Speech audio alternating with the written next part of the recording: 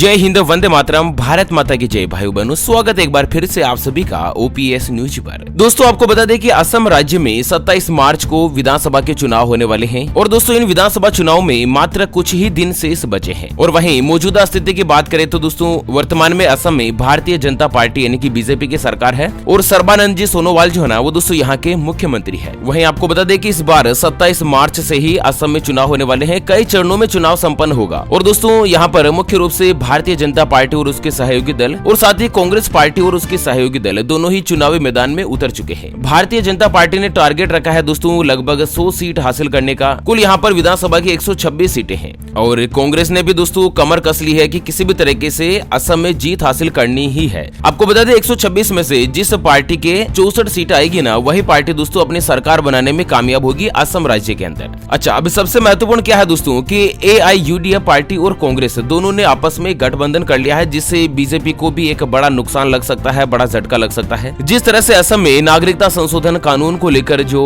लोगों में आक्रोश व्याप्त है ना, किसान आंदोलन भी चल रहा है और दोस्तों कांग्रेस पार्टी अलग अलग घोषणाएं कर रही है। ऐसे में जानते हैं दोस्तों कि असम की 126 विधानसभा की सीटों में से आखिर किस किस पार्टी को कितनी कितनी सीटें मिल सकती है। दोस्तों इसके पीछे क्या है जनता की राय, क्या रहेगा जनता का फैसला, क्या दोबारा से भारतीय जनता पार्टी असम में अपनी सरकार बनाने में कामयाब हो पाएगी या फिर कोई और पार्टी जो है दोस्तों असम में अपनी सरकार बनाकर अपना मुख्यमंत्री बना लेगी। तो जानते हैं आखिर जनता की राय क्या है। सबसे पहले शुरुआत करते हैं असम के बसका जिले से। दोस्तों बसका जिले में असम में कुल विधानसभा की 3 सीटें हैं और जनता की राय के मुताबिक 3 में से 2 सीटों पर भारतीय जनता पार्टी की जीत हो सकती है और वहीं एक सीट जो है ना वो दोस्तों कांग्रेस के खाते में जा सकती है बसका जिले में। अगली चर्चा करते हैं बारपेटा जिले की। बारपेटा जिले में दोस्तों विधानसभा की कुल 6 सीटें हैं और जनता की राय के मुताबिक 6 में से बराबर आधी सीटें यानी कि 3 सीटों पर भारतीय जनता पार्टी की जीत हासिल हो सकती है। एक सीट पर AIUDF पार्टी भी दोस्तों यहाँ पर जीत का खिताब बना सकती है और वहीं 2 सीटें जो है ना वो कांग्रेस के खाते में जा सकती है। AIUDF जो है ना वो दोस्तों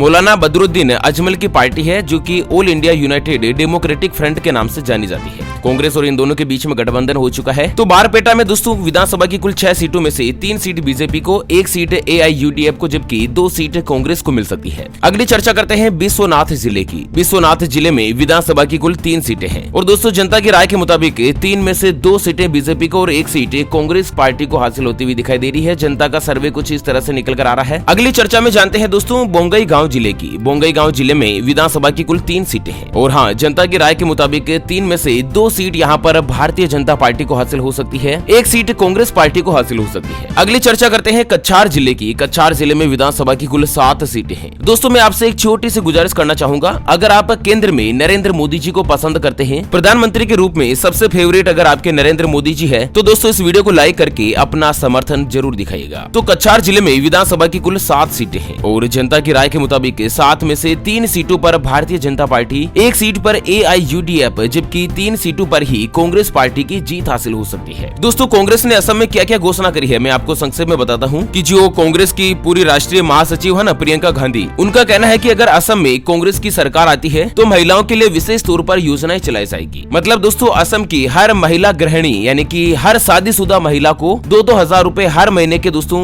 गृहिणी सम्मान के रूप में सहायता राशि मिलेगी। और वहीं असम के अंदर दोस्तों बिजली जो है ना वो 200 यूनिट तक बिल्कुल फ्री में मिलेगी। ऐसे में लगभग 200 यूनिट का 1400 रूपए के आसपास बिजली का बिल आता है, जो कि 1400 रूपए की बचत होगी। अच्छा, इसके साथ साथ 5 लाख नई सरकारी नौकरियां भी युवाओं को दी जाएगी। और असम में जो चाय के बागान में मजदूर काम करते हैं ना, उनको प्रतिदिन 365 रूपए की दिहाड़ी मजदूरी सुनिश्चित की जाएगी कि इससे नीचे कोई भी मजदूरी नहीं दे सकता है। कुल मिलाकर कांग्रेस पार्टी जो है ना वो दोस्तों बड़ी बड़ी घोषणाएं करके असम में सरकार बनाने की कोशिश में लगी हुई है। जानते हैं जनता की राय और फैसले के बारे में। दोस्तों अगली चर्चा करते हैं चराईदेव जिले की। तो असम के चराईदेव में कुल विधानसभा की 2 सीटें हैं और जनता की राय के मुताबिक दोनों ही सीटें दोस्तों भारतीय जनता पार्टी को हासिल होती हुई दिखाई दे रही है। और वहीं चिरांग जिले की बात करें तो यहाँ पर भी विधानसभा की 2 सीटें हैं, लेकिन यहाँ पर दोस्तों बीजेपी और कांग्रेस दोनों को बराबर रेशो मिल सकता है। 2 में से दोस्तों 1 सीट बीजेपी को, जबकि 1 सीट जो है ना वो कांग्रेस पार्टी को हासिल हो सकती है। दरांग जिले की बात करें तो दरांग जिले में दोस्तों विधानसभा की कुल 4 सीटें हैं और जनता की राय और फैसले के मुताबिक 4 में से 3 सीटों पर भारतीय जनता पार्टी और 1 सीट पर कांग्रेस पार्टी जो है ना वो दोस्तों बाजी मार सकती है। चलिए अगली चर्चा में जानते जानते हैं धेमाजी जिले की। असम के धेमाजी जिले में दोस्तों विधानसभा की 2 सीटें हैं और जनता की राय के मुताबिक यहाँ पर भी फैसला बराबर हो सकता है। जनता की राय के मुताबिक दोस्तों 2 में से 1 सीट भारतीय जनता पार्टी को, जबकि 1 सीट जो है वो कांग्रेस को हासिल हो सकती है। धुबरी जिले की चर्चा करें तो यहाँ पर विधानसभा की 5 सीटें हैं और 5 सीटों में से जनता की राय की बात की जाए तो दोस्तों 3 सीटें भारतीय जनता पार्टी को, 1 सीट AIUDF पार्टी को, जबकि 1 सीट जो है ना वो दोस्तों कांग्रेस पार्टी को हासिल हो सकती है। अगली चर्चा में जानते हैं डिब्रूगढ़ जिले के बारे में। डिब्रूगढ़ जिले में विधानसभा की कुल 7 सीटें हैं और यहाँ पर क्या कहती है जनता की राय, तो आपको बता दें दोस्तों की विधानसभा की कुल 7 सीटों में से 4 सीटों के आसपास भारतीय जनता पार्टी को मिल सकती है और 3 सीटों पर कांग्रेस पार्टी की जीत हासिल हो सकती है। दीमा हसाऊ जिले में दोस्तों विधानसभा की 1 सीट है और ये जो 1 सीट है ना वो भारतीय जनता पार्टी को हासिल हो सकती है। इस तरह से जनता की राय सामने आ रही है।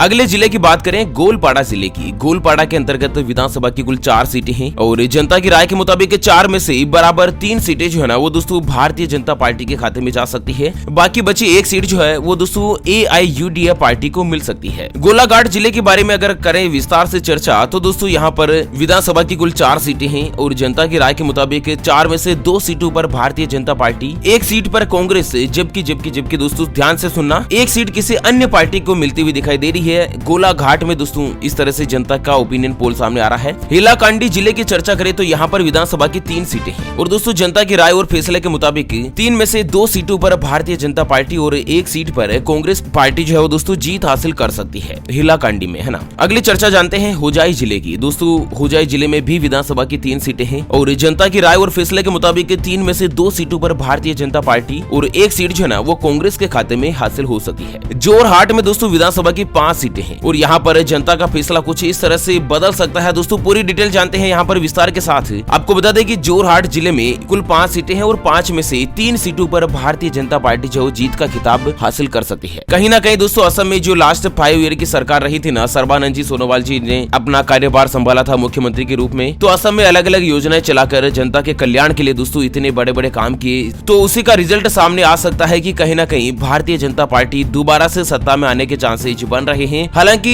कांग्रेस और AIUDF पार्टी ने जिस तरह से गठबंधन किया है एक साथ चुनाव लड़ने का, उससे भारतीय जनता पार्टी को कहीं ना कहीं तो झटका लग ही सकता है। कांग्रेस से जिस तरह से बड़े वादे कर रही है लोगों को, दोस्तों एक चीज तो आपको पता होगा कि जिस समय चुनाव का दौर आता है उस समय जो नेता है ना वो दोस्तों बड़े वादे करते हैं। कहीं ना कहीं कांग्रेस भी जिस राज्य में शासन कर रही है ना वहाँ पर दोस्तों जिस तरह से पिछले अन्य राज्यों के विधानसभा की अगर चर्चा करें तो जैसे राजस्थान, मध्य प्रदेश, जहाँ पर कांग्रेस की सरकार बनी ना, तो सरकार बनते ही 10 दिन के अंदर किसानों का कर्ज माफ करने की घोषणा करी थी और बहुत सारे किसानों को इस चीज का फायदा भी मिला। कई राज्यों में 50-50 हजार रुपए का कर्ज माफ हुआ, तो कई राज्यों में लगभग 2-2 लाख रुपए का जो किसानों का कर्ज है ना उसको माफ किया गया। निष्कर्ष के रूप में आपको बता दूं कि जिस तरह से राज्यों में चुनाव होते हैं ना, तो दोस्तों जनता को कहीं ना कहीं फायदा मिलता ही है। सरकार अलग अलग योजनाएं चलाने की बात करती है। अगली चर्चा में जानते हैं कामरूप महानगर जिले की। कामरूप महानगर में दोस्तों विधानसभा की 4 सीटें हैं और जनता की राय के मुताबिक 4 में से 2 सीटों पर भारतीय जनता पार्टी, जबकि 2 सीटों पर कांग्रेस पार्टी की जीत हासिल हो सकती है। और कामरूप जिले की बात करें तो दोस्तों कामरूप जिले में विधानसभा की 6 सीटें हैं। कामरूप महानगर अलग है, कामरूप अलग है ना। कामरूप में 6 सीटें हैं और जनता की राय के मुताबिक 6 में से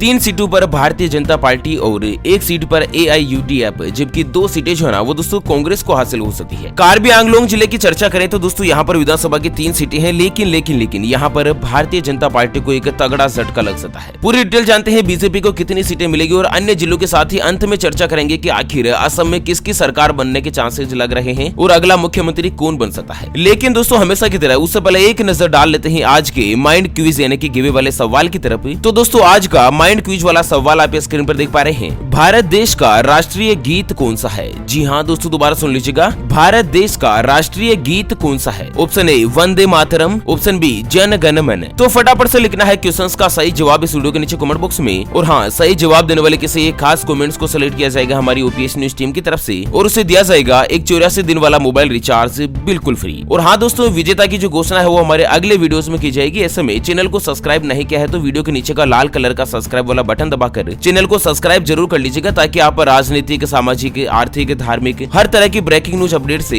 सबसे पहले आप रूबरू हो सके। तो दोस्तों कार्बी आंगलोंग जिले की चर्चा करें तो यहाँ पर भारतीय जनता पार्टी को कुछ खास कवरेज जो है वो देखने को नहीं मिल सकता है। 3 सीटों में से दोस्तों बराबर सीटें तीनों ही पार्टी को मिल सकती है। 1 सीट भारतीय जनता पार्टी को, 1 सीट AIUDF को, जबकि 1 सीट ही कांग्रेस पार्टी को हासिल हो सकती है। करीमगंज विधानसभा की बात करें तो यहाँ पर दोस्तों कुल 5 सीटें हैं और यहाँ पर भी बीजेपी को झटका लग सकता है। 5 में से 1 सीट भारतीय जनता पार्टी को, 2 सीटें AIUDF को, जबकि 2 सीटें ही कांग्रेस पार्टी को हासिल हो सकती है करीमगंज में, है ना। कोकराझार की चर्चा करें तो कोकराझार विधानसभा में कुल 3 सीटें हैं और जनता की राय के मुताबिक 3 में से 2 सीटों पर बीजेपी और 1 सीट पर कांग्रेस पार्टी जो यहाँ पर जीत हासिल कर सकती है। लखीमपुर की चर्चा करें तो लखीमपुर में विधानसभा की कुल 4 सीटें हैं और दोस्तों जनता की राय और फैसले के मुताबिक 4 में से 2 सीटों पर भारतीय जनता पार्टी, 1 सीट पर AIUDF, जबकि 1 सीट पर कांग्रेस पार्टी जो है ना वो जीत हासिल कर सकती है। माजुली में दोस्तों केवल विधानसभा की 1 सीट ही है और ये जो विधानसभा की सीट है ना वो भारतीय जनता पार्टी के खाते में जा सकती है। इस तरह से रेशो सामने आ रहा है। मोरी गांव की चर्चा करें तो मोरी गांव में विधानसभा की कुल 3 सीटें हैं और जनता की राय के मुताबिक 3 में से 2 सीटों पर भारतीय जनता पार्टी, जबकि 1 सीट पर कांग्रेस पार्टी की जीत हासिल हो सकती है। और वहीं अगली चर्चा करते हैं नगांव विधानसभा की। तो दोस्तों नगांव विधानसभा जो है ना वो यहाँ की असम के सबसे बड़ी विधानसभा है और यहाँ पर कुल 8 सीटें हैं और दोस्तों जनता की राय के मुताबिक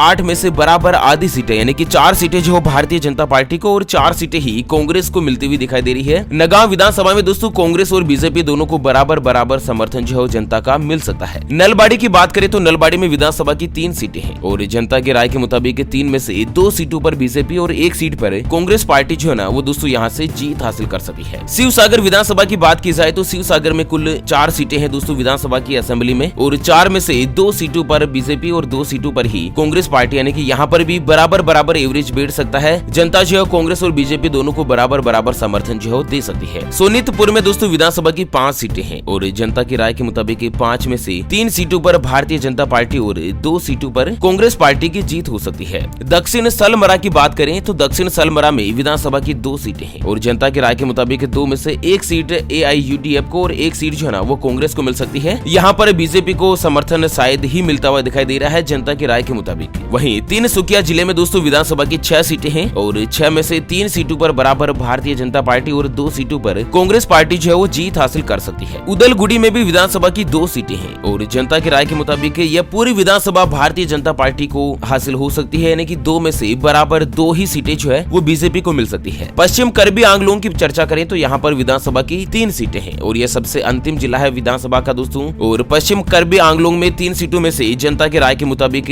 तीनों ही बड़ी पार्टियों को बराबर समर्थन मिल सकता है। 1 सीट भारतीय जनता पार्टी को, 1 सीट AIUDF को, जबकि 1 सीट ही कांग्रेस पार्टी को हासिल हो सकती है। तो इस तरह से यहाँ पर जनता की राय और ओपिनियन पोल सामने आ रहा है। अंत में मैं आपको बता दूं दोस्तों की कुल जो 126 विधानसभा की सीटें हैं ना उनमें से लगभग 65 से लेकर 85 सीटों के आसपास भारतीय जनता पार्टी को मिल सकती है। लगभग 15 सीटों के आसपास AIUDF को, जबकि 40 से लेकर 55 सीटों के आसपास कांग्रेस पार्टी को हासिल हो सकती है। इस तरह से जनता का ओपिनियन पोल सामने आ रहा है। हालांकि दोस्तों सरकार जो है ना वो भारतीय जनता पार्टी की ही बनती हुई दिखाई दे रही है। वैसे इसके बारे में आपकी क्या राय है दोस्तों? आपकी राय के मुताबिक असम में किसकी सरकार बन सकती है? आपकी राय और विचार हमें वीडियो के नीचे कमेंट बॉक्स में जरूर बताएगा। तो चलिए फिलहाल वीडियो को यहीं पर देते हैं विराम। वीडियो को लाइक कीजिएगा, शेयर कीजिएगा दोस्तों अपने मित्रों के साथ फेसबुक और व्हाट्सएप के ग्रुप में, और हाँ चैनल को सब्सक्राइब नहीं किया है तो फटाफट से कर लीजिएगा। बहुत जल्द दोबारा से हाजिर होंगे एक और नई और ताजा तरीन ब्रेकिंग न्यूज हेडलाइंस के साथ। तब तक के लिए जय हिंद, जय भारत, वंदे मातरम।